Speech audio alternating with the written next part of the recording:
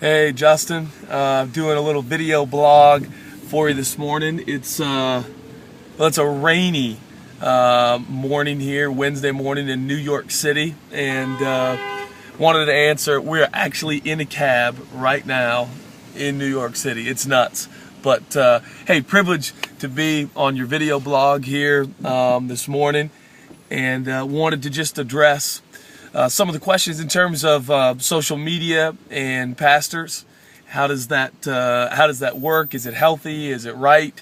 I'm sitting next to my wife right now, and she says hi to everybody.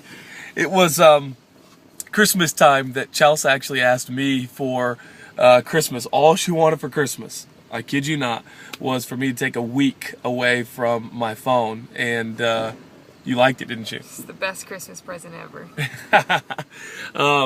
So, first of all, I have to admit, let me be really honest and candid and upfront, and that is that, look, I struggle with addiction, okay, when it comes to Twitter and Instagram. I think sometimes it becomes just a bit of a habit, and you want to go there and just check things out, and I think it certainly can be detrimental to our maybe to our ministry, but more importantly to our home life, our family life.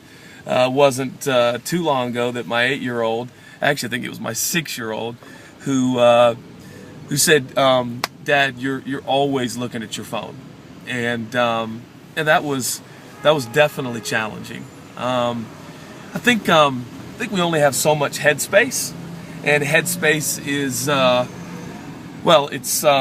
it's like funds, it's like resource, and when we use all of our headspace on social media and Facebook and Instagram and Twitter, I think if we're not careful, we run out of the ability to focus and engage with our kids and with our families, and most importantly with our spouse, and ultimately most important with the person of Jesus. And so I think I'm endeavoring personally in my own life. I certainly don't have the answers. I certainly don't have a perfect formula by any means, but trying to be more and more careful. This is the worst few days to ask me about social media, because I'm pretty much on it right now, nonstop, as we're launching the Jesus Is book here in New York City.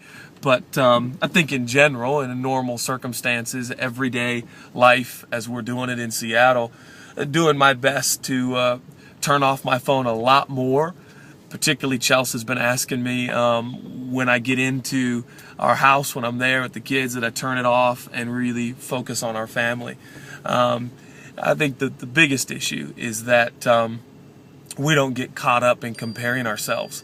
I think in the 80s and the 90s, pastors and leaders just didn't know what was going on with each other. And so it was super easy to kind of keep your head down and keep the main thing, and focus on your mission and God's plan for your ministry. And so nowadays, I think we've got to be very careful and be very prayerful and ask for the grace of God to keep our eye on the ball and to stay focused. But ultimately, like I said, I'm a work in progress. Justin, you can pray for me.